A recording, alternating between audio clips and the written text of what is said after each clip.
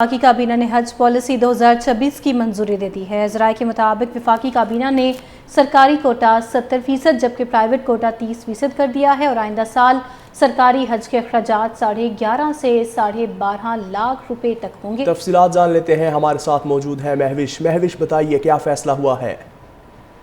وفاقی کابینہ کا اجلاس ہوا جس میں وفاقی کابینہ نے جو ہے وہ حج پالیسی 2026 جو ہے وہ ایک اس کی منظوری دے دی ہے، اور دیکھا جائے تو اس 2026 کی پالیسی میں بڑا ایک بریک تھرو جو ہے وہ آیا ہے۔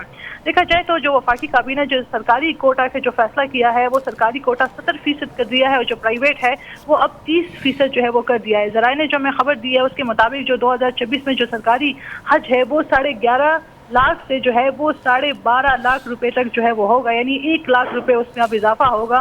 اس کے ساتھ ساتھ وزارت مذہبی امور نے حج 2026 کے لیے جو سرکاری کوٹا ہے وہ 40% اور پرائیویٹ جو ہے وہ 60% کی سمری جو ہے وہ بھیجی تھی، جس کو دیکھتے ہوئے وزیر اعظم شہباز شریف نے ذاتی دلچسپی جو ہے وہ لیتے ہوئے سرکاری کوٹا جو ہے وہ 70% اور جو پرائیویٹ ہے وہ 30% جو ہے وہ کر لیا ہے۔